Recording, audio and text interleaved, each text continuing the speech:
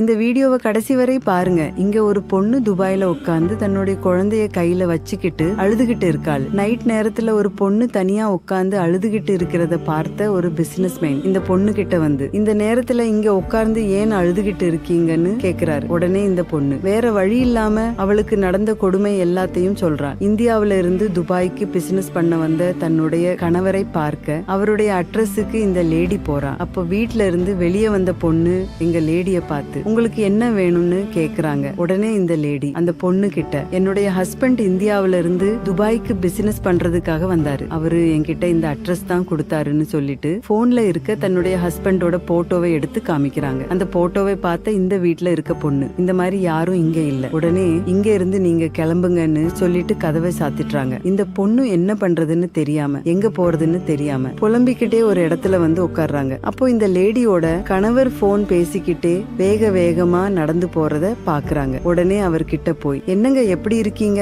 உங்களை தேடி நான் ரொம்ப அலைஞ்சிட்டேன்னு சொல்றாரு. உடனே இந்த ஆளு, உன்னை யாரு இங்க வர சொன்னா, மரியாதையா இங்க இருந்து போயிருன்னு சொல்றாரு. உடனே இந்த லேடி, என்னங்க இப்படி பேசுறீங்க, நமக்குள்ள நடந்த எல்லாத்தையுமே மறந்துட்டீங்களா, நமக்கு ஒரு பொண்ணு பிறந்திருக்குன்னு சொல்லி தன்னுடைய குழந்தை எடுத்து காமிக்கிறா. உடனே இந்த ஆளு, நான் இந்தியாவுக்கு பிசினஸ் விஷயமா வந்தப்ப உன்னை பார்த்த, நீ அழகா இருந்த, அதனால உன்னை பார்த்தேன், பேசினா பழகுன, நீ பிரெக்னன்ட் ஆன உடனே அதை அபார்ஜன் பண்ண வேண்டியது தானே, எதுக்காக குழந்தை பெத்துக்கிட்டுன்னு சொல்லிட்டு தன்னோட கையில இருந்த கிரெடிட் கார்டை எடுத்து கொடுத்து, இதுல எவ்வளவு பணம் வேணும்னாலும் எடுத்து செலவு பண்ணிக்கோ, இனிமே என்ன தேடி வராதுன்னு சொல்றாரு. கோபமான இந்த லேடி தன்னுடைய கணவனோட கன்னத்திலேயே ஒரு அறவிட்டு, உன்னோட தேவைக்கு மட்டும் என்ன யூஸ் பண்ணிக்கிட்டியான்னு சொல்லிட்டு அவர் கொடுத்த கிரெடிட் கார்டை அவரோட மூஞ்சிலேயே தூக்கி வீசிட்டு அங்க இருந்து கிளம்பி போறாங்க. அதுக்கப்புறம் இந்த பொண்ணு கையில குழந்தையோட ஒரு இடத்துல வந்து உட்கார்ந்து அழுதுகிட்டு இருக்கும் போதுதான் இந்த ஜென்டில்மேன் இந்த லேடிய பார்த்திருப்பாரு. இந்த லேடியோட கஷ்டத்தை எல்லாம் கேட்ட இந்த ஜென்டில்மேன் அந்த லேடிக்கு தேவையான உதவிகளை எல்லாத்தையுமே செஞ்சுட்டு அந்த லேடிய கூட்டிட்டு போய் அவரோட வீட்டு சாவியை கையில கொடுத்து அந்த பொண்ணை அவருடைய வீட்டிலேயே தங்க வச்சுக்கிறாரு. அப்படியே சில வருஷங்களும் கடந்து போகுது. இந்த பொண்ணுடைய கணவர் பிசினஸ்ல லாஸ் ஆகி நடுத்தெருவுக்கு வந்து சாப்பாட்டிற்கே வழி இல்லாம பிச்சை எடுத்துக்கிட்டு இருக்காரு. அப்போ அந்த வழியா வந்த ஒருத்தர், உனக்கு ஒரு வேலை இருக்கு, நீ பண்றியான்னு கேட்டுட்டு அவரை ஒரு இடத்துக்கு கூட்டிட்டு போறாரு. அங்க போனதுக்கு அப்புறம் தான் தெரியுது அந்த கடையோட